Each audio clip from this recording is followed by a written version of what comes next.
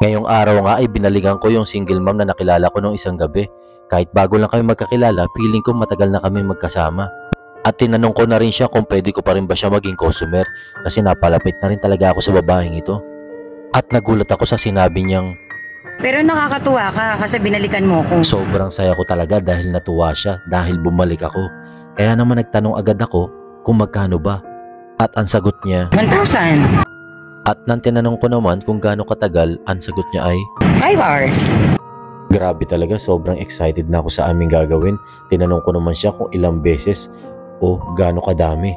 At ang sagot niya sa akin ay Anli. O sige na nga, sakay ka na. grabe, sobrang naawa talaga ako dito kay ate. Kaya bago kami pumunta sa bahay, alokin ko muna siya kung kumain na ba siya. Kumain ka na ba? Busog pa ako eh. Doon na lang tayo kumain sa bahay. Wala na rin akong pera eh. Okay, sige, tara. Grabe, talagang gulat na gulat ako habang nagkukwentuhan kami. Hindi na daw siya sinusustentuhan ng dati niyang asawa. At baon na rin daw siya sa utang. Kaya awang-awa na ako kay ate. At dahil sa sobrang awa ko kay ate, pinag-grocery ko na rin siya. At hindi ko na rin napigilan magtanong. Tinanong ko na rin kung ano ba talaga nangyari sa buhay niya. At ang sagot niya sa akin ay, Nabuntis at iniwan ng asawa. at tinanong ko siya kung ilan na ba talaga ang anak niya. At ang sagot niya sa akin ay, 3. 2 lalaki, 1 babae. at mas nagulat ako nang sinabi niyang nakatira siya sa... Sa ilalim ng tulak.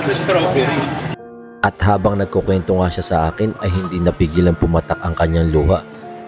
Kaya naman bigla siyang napayakap sa akin ng mahigpit. At bago nga pala kami matapos na mili, inabutan ko siya ng sobrang pera para meron siyang panggastos sa susunod na araw. Salamat. Ang sabi ko sa kanya, pwede siyang tumira sa aking bahay, isama niya ang kanyang anak, willing ako maging instant daddy sa kanyang 3 anak. Be! Oh, bakit ngayon ka lang? Kanina pa kita iniintay. Kadarating ko lang din kasi. Buti binalikan mo pa ako. Nainis ako sa'yo kagabi. Ginawa mo akong single mom. Galing mo araw eh. Pero nakakatuwa ka kasi binalikan mo ko. Tara na nga. Teka lang, Mi. Ano? Sige nga, Mi. Kung matalino ka nga talaga. Ano English sa 1,000? 1,000. Galing nga. Ano English sa 5 oras? 5 hours. Nice! Eh ano nga pala yung load natin, Mi? Anli. O sige na nga, sakay ka na. Kumain ka na ba? Busog pa ako eh. Doon na lang tayo kumain sa bahay. Wala na rin akong pera eh. Okay, sige, tara. Ano nga pala nangyari kay Magdalena? Nabuntis at iniwan ng asawa.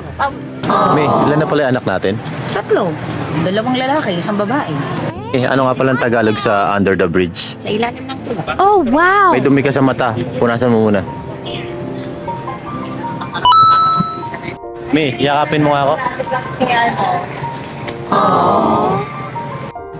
May, ano palang Tagalog ng thank you? Salamat.